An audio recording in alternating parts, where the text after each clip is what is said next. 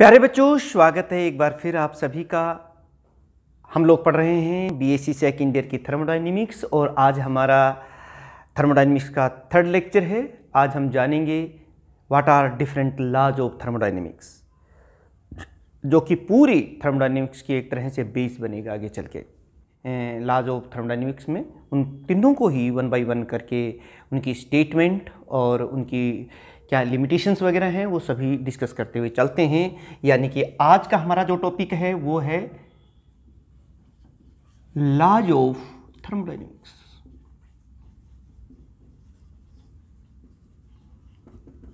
प्यारे बच्चों, मेरे साथ साथ आप अपने नोट्स बनाते रहिए, अपनी पेन रजिस्टर से लिखते रहिए और एक प्रॉपर क्वेश्चन आपका तैयार हो जाएगा। फिर भी अगर आपको इनके नोट्स की जो हैंड रिटन नोट्स है जो मैं यहाँ लिख रहा हूँ, वही चीज़ आप डिस्क्रिप्शन में जाके लिंक से डाउनलोड भी कर सकते हैं।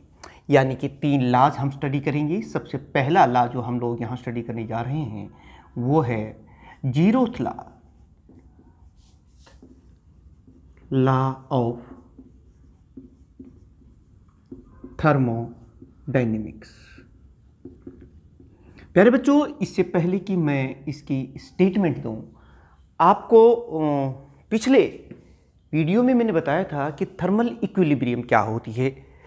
थर्मल इक्विलिब्रियम का मतलब होता है कि जैसे दो बॉडीज अगर एक दूसरे के कांटेक्ट में रखी हों और उनसे हीट ना इधर जा रही हो ना इधर आ रही हो, यानी कि उन दोनों बॉडीज का टेम्परेचर सेम है, तो हम कहेंगे कि वो थर्मल इक्विलिब्रियम में है। ये स्टेटमेंट आप पहले से जानते हैं। अब हमारी ये जो जीरोथ लॉ ऑफ थर्मोडायनेमिक्स है, ये इसकी स्टेटमेंट क्या बनेगी वो देख लीजिए। ये कह रहा है कि जैसे सपोज कीजिए एक ये बॉडी है ए और ये बॉडी जो है हमारी इन दो बॉडीज बी और सी। देखिए बिल्कुल सिंपल सी बात आप समझ जाएंगे। ये दो बॉडीज हैं बी और सी। ये जो ए बॉडी है ये इस बी बॉडी के साथ थर्मल इक्विलिब्रियम में है और ये ए बॉडी जो है ये बॉडी सी के साथ भी थर्मल इक्विलिब्रियम में है। यानी कि इस बॉडी का टेम्परेचर और इस बॉडी का टेम्परेचर बराबर है। इसी तरीके से इस बॉडी और इस बॉडी का टेम्परेचर भी बराबर है। यानी इन दोनों बॉडीज को अगर हम एक दूसरे के कांटेक्ट में रखते हैं तो हीट ना इधर से इधर जा रही है ना इधर से इधर। इसी तरीके से इस सी बॉडी के साथ भी है।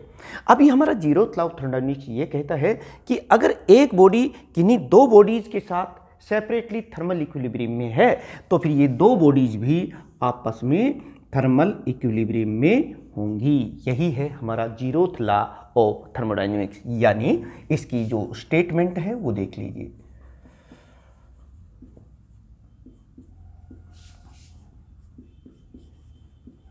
When a body is in thermal equilibrium,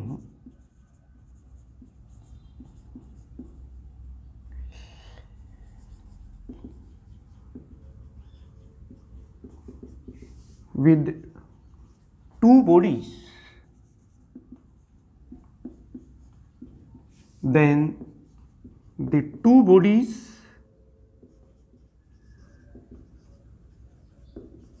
will also be in thermal equilibrium.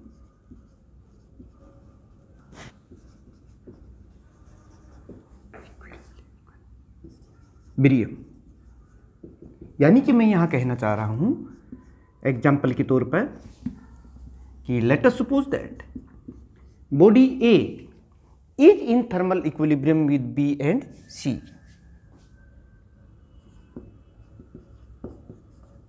Thermal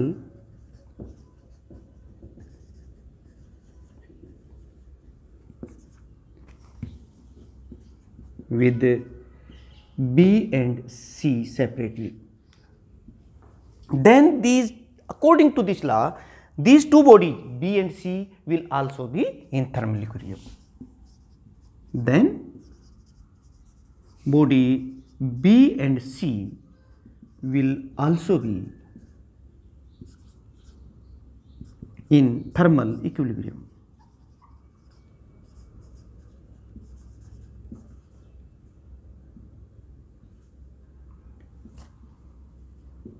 तो प्यारे बच्चों, ये था हमारा जीरो लॉ ऑफ थर्मोडायनेमिक्स। अब हम डिस्कस करते हैं first law of thermodynamics. First law of thermodynamics.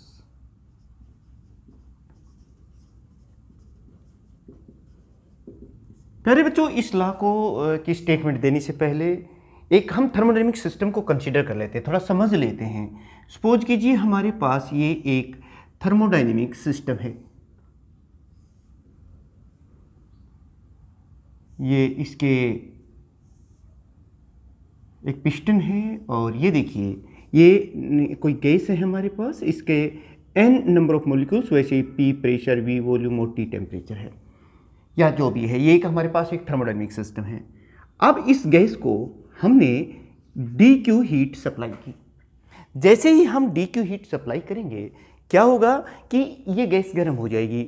इस गैस के जो मॉलिक्यूल्स हैं वो तेज़ी से मूव करेंगे, यानी कि गैस की जो इंटरनल एनर्जी है वो बढ़ जाएगी। और साथ में ये जो पिस्टन है ये थोड़ा ऊपर मूव करेगा, यानी कि जब मूव करेगा तो कुछ वर्क होगा, और वो वर्क मान लो कितना हुआ dw, और इसकी इंटरनल एनर्जी कितनी बढ़ी du। u से हम इंटरनल एनर्जी को डिनोट करते हैं। अब अगर ये चीज है तो देखिए क्या हो रहा है, यानी कि let us suppose here first dq is the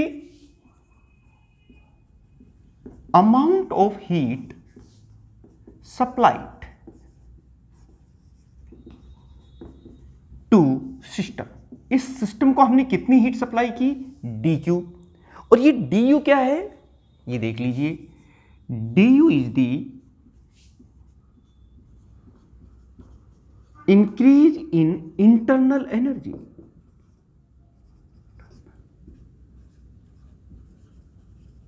energy of gas, यानी कि इस गैस की जो इंटरनल एनर्जी बढ़ गई गर्म करने से। जैसे आप किसी चीज़ को गर्म करते हैं तो उसके मॉलिक्यूल्स में काइनेटिक एनर्जी बढ़ जाती है, उसकी एनर्जी बढ़ जाती है, गैस तेज़ी से मूव करने लगते हैं, उसे इंटरनल एनर्जी कह रहे हैं। और dw देखिए क्या है, this dw is the work done by the gas. इस गैस ने इस पिस्टन को पुश किया तो पिस्टन ऊपर की तरफ गया, तो dw उसने वर्क किया,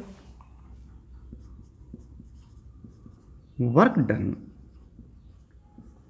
बाय गैस।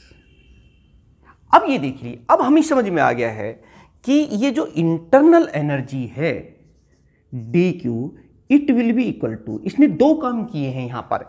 एक काम किया है इंटरनल एनर्जी को बढ़ाने का, साथ में एक काम किया है इस पिस्टन को मूव करने में, वर्क डन। यानी कि यहां से आप क्लियर कट ये एक इक्वेशन आ गई है, यानी कि the amount of energy given to the thermodynamic system is used up in two ways. A part of energy is used to increase the internal energy and rest part is used to move the piston in upward direction. यानी हम कह सकते हैं कि ये जो heat energy हमने इसको सप्लाई की थी, उसने इस गैस की इंटरनल एनर्जी को भी बढ़ाया, साथ में कुछ वर्क भी किया। और अब स्टेटमेंट क्लियर हो रही है यहां पर कि if the energy disappear in the form of the heat, it appear in the form of internal energy and work done. यही चीज आप यहां लिख सकते हैं, और ये स्टेटमेंट ही हो जाएगी when energy disappear in the form of heat. मतलब हमने जो हीट सप्लाई की थी भाई वो कहां गई, कहां, तो वो है it appear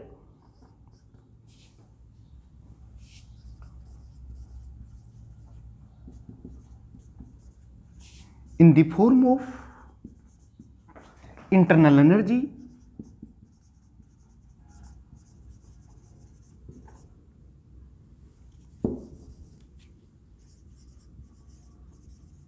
and work done। और दूसरे वर्ड में आप एक बात कह सकते हैं कि heat and work are interconvertible, कि हीट वर्क में बदल जाती है और वर्क हीट में कन्वर्ट हो सकता है। तो यही है, यानी कि हीट एंड वर्क है, इसका सीधा मतलब यही निकलता है, heat and work are interconvertible.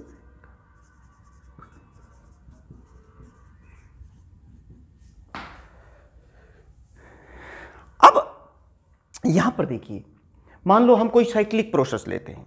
Cyclic process क्या होता है कि एक बार प्रेशर बढ़ा, वॉल्यूम चेंज हुआ, इंक्रीज हो गया, उसके वेरिएबल चेंज हो गए और फिर वापस वही कंडीशन पे आ जाए। तो उस केस में हीट एक बार इंटरनल एनर्जी बढ़ेगी घटेगी, यानी कि मैं एक बात जो यहाँ कहना चाह रहा हूँ वो है कि फॉर साइक्लिक प्रोसेस और you can say for reversible process, जो इंटरनल एनर्जी में चेंज आता है वो कुल मिला के 0 आता है, कोई चेंज नहीं होता है, क्योंकि वो जितनी एनर्जी अपीयर हुई उतनी डिसअपीयर, तो इंटरनल एनर्जी पर कोई फर्क नहीं पड़ा था डी। तो उस केस में हमारे पास ये इक्वेशन क्या हो जाएगी, यानी कि D Q is equal to D W.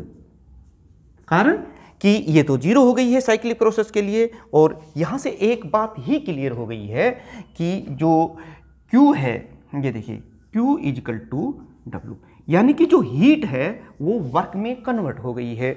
Work and heat are interconvertible. अच्छा, अब प्रॉब्लम ये आती है कि इस फर्स्ट लॉ ऑफ थर्मोडायनेमिक्स की क्या लिमिटेशंस हैं। हमें ये तो पता चल गया कि heat can be convert into work and vice versa. This law tells that heat can be converted into work, लेकिन अब इसकी लिमिटेशंस क्या हैं उनको भी हम देख लेते हैं।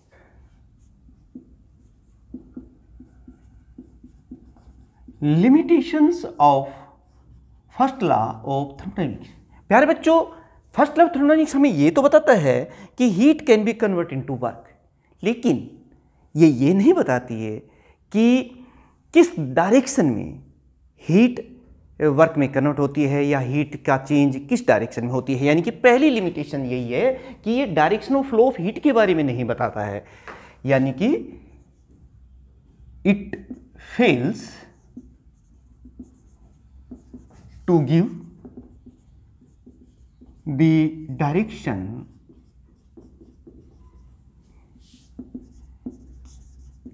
in which change of heat takes place। प्यारे बच्चों, ये देखिए, दिशा के बारे में नहीं बताता कि किस डायरेक्शन में हीट का फ्लो होता है, चेंज होती है। एक और पॉइंट भी है, ये तो बता दिया कि हीट वर्क में बदल रही है, लेकिन ये नहीं बता पाता है, ये वाला फर्स्ट लॉ है कि कितनी अमाउंट हीट की वर्क में कन्वर्ट होगी।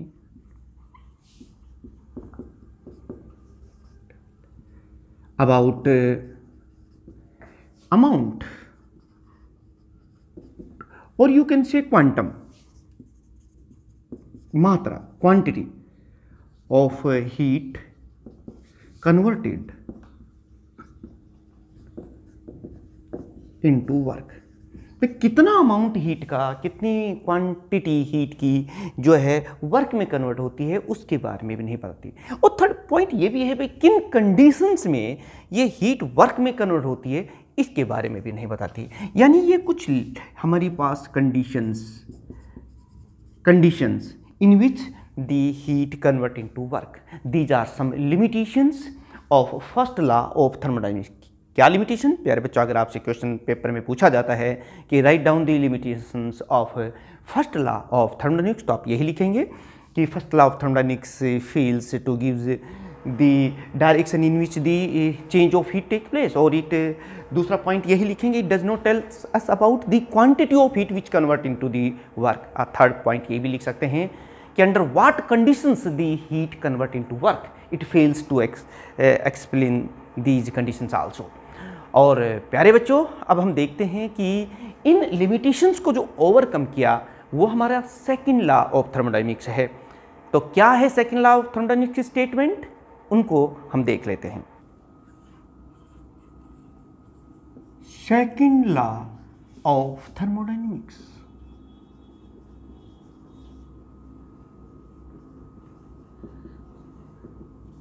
प्यारे बच्चों, सेकंड लॉ ऑफ थर्मोडायनेमिक्स की डिफरेंट साइंटिस्ट ने, जैसे लॉर्ड केल्विन, क्लासियस और प्लैंक्स ने अपने अपने तरीके से स्टेटमेंट दी हैं। तीनों के वर्ड्स बेशक से डिफरेंट है, लेकिन जब आप गहराई से इन पर विचार, इन पर मंथन करेंगे तो आप पाएंगे तीनों का मतलब एक ही है। तो तीनों ने किस तरह से सेकंड लॉ को डिफाइन किया है उनको हम एक एक करके स्टडी कर लेते हैं। सबसे पहली जो स्टेटमेंट हम ले रहे हैं वो है Lord kelvin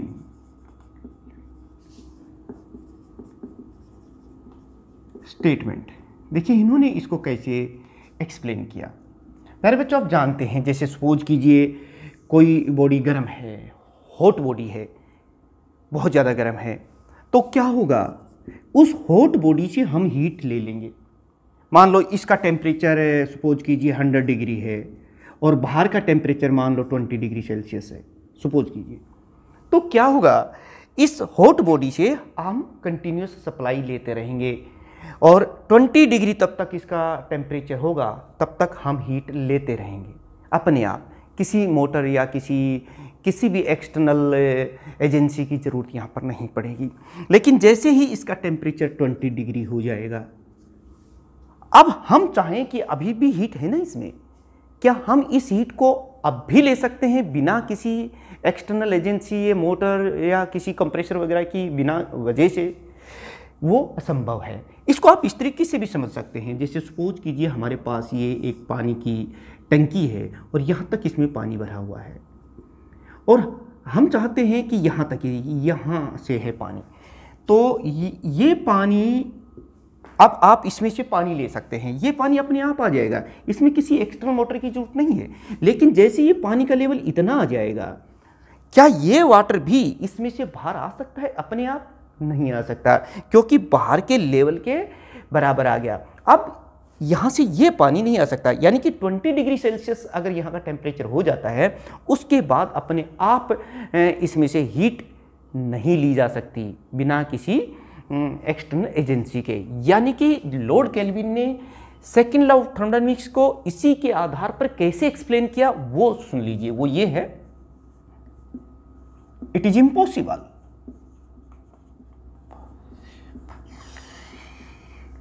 to derive continuous supply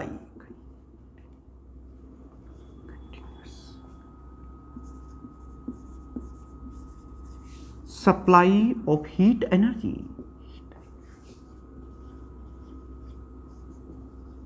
from a body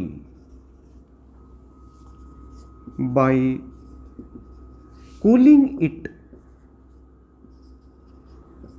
below the, जैसे बाहर का टेम्परेचर, ऑफ इट्स सराउंडिंग्स।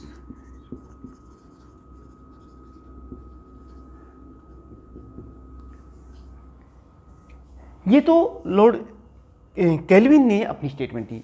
अब देखते हैं क्लासियस ने इसी को कैसे बढ़ाया। Clausius statement.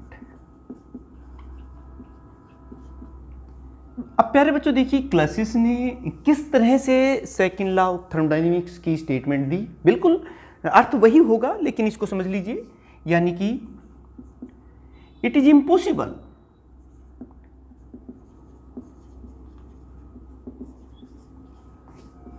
To transfer heat from a colder body to hotter body by itself। यानी कि heat can not flow from a cold body to hot body by itself without any external agency, without external, बिना किसी machine वगैरह की वजह से। जैसे hot body से कोल्ड बॉडी में हीट अपने आप ट्रांसफर हो जाती है, लेकिन कोई ये कहे कि कोल्ड बॉडी से हॉट बॉडी में हीट ट्रांसफर अपने आप हो जाएगी, ऐसा संभव नहीं है। जैसे हाई लेवल से लिक्विड या पानी जो है नीचे की तरफ अपने आप आ जाएगा, जैसे छत से पानी नीचे टैप में अपने आप आ जाता है, लेकिन कोई ये कहे कि नीचे से पानी ऊपर अपने आप आ जाएगा, ये असंभव है। ठीक ऐसे ही जो बॉडी जिसका टेम्परेचर कम है उससे हीट जिस बॉडी जिसका टेम्परेचर ज़्यादा है उसमें ट्रांसफ़र अपने आप नहीं हो सकती बिना किसी एक्सटर्नल एजेंसी की वजह से। यही थी क्लासियस स्टेटमेंट। प्यारे बच्चों, अब देखते हैं प्लैंक ने इसी सेकंड लॉ ऑफ थर्मोडायनामिक्स को अपनी भाषा में किस तरह से डिफाइन किया। Planck's Kelvin statement.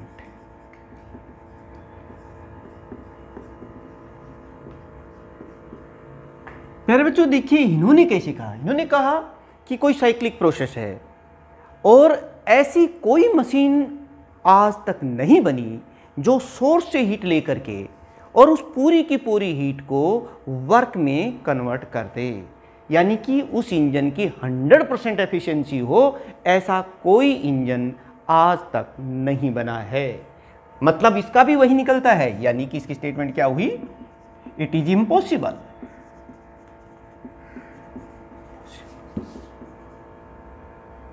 To make engine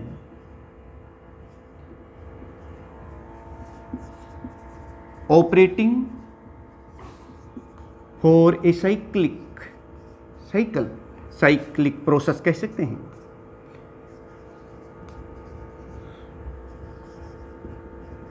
which convert total heat taken from source to work, यानी it is impossible to construct a reversible heat engine having 100% efficiency. ये प्लैंक्स केल्विन ने स्टेटमेंट के तहत आता है। प्यारे बच्चों इसे हम जो सेकंड लॉ ऑफ थर्मोडायनामिक्स है इसे हम एंट्रोपी की टर्म में, हालांकि एंट्रोपी को हम आने वाले वीडियोज में एक्सप्लेन करेंगे, बट एंट्रोपी की टर्म में भी हम इसे इसकी स्टेटमेंट दे सकते हैं इन टर्म्स ऑफ एंट्रोपी। प्यारे बच्चों एंट्रोपी टर्म को हम बाद में एक्सप्लेन करेंगे, लेकिन आप ये समझ लीजिए एंट्रोपी का मतलब होता है रेंडमनेस। ये कहता है कि किसी भी थर्मोडायनेमिक सिस्टम का एंट्रोपी या तो कांस्टेंट रहेगी या फिर इंक्रीज होगी, यानी कि entropy tends to be maximum. आप ये समझ लेते हैं कि जैसे किसी कमरे में सामान जचा हुआ है तो या तो वो वैसा ही रहेगा या वो उसकी भी जो सामान जचा हुआ है वो इधर उधर बिखर जाएगा, यानी कि रेंडमनेस इंक्रीज ही होगी। ये नहीं है कि बिखरा हुआ सामान धीरे धीरे अपने आप जच जाएगा, ऐसा नहीं हो सकता, अपने आप सिस्टमेटिक वे से हो जाएगा, ऐसा नहीं हो सकता। रेंडमनेस हमेशा इंक्रीज होती है, घटती नहीं है या फिर उतनी रह सकती है। यानी कि इसकी स्टेटमेंट क्या बनी कि द एंट्रोपी मेजर्स रेंडमनेस, जिसके बारे में हम डिटेल में एक्सप्लेन करने वाले हैं। लेकिन second law of thermodynamics entropy term में कैसे डिफाइन करेंगे वो देखिए। The entropy of A thermodynamic system will either remain constant or increases, that is ds will either be increase or ये देखिए ये है एंट्रोपी की टर्म में डेफिनेशंस, यानी कि randomness always increases, entropy of the universe or any thermodynamic process always tends to be maximum, मतलब वो मैक्सिमम की तरफ होती है, रेंडमनेस इंक्रीज करती रहती है।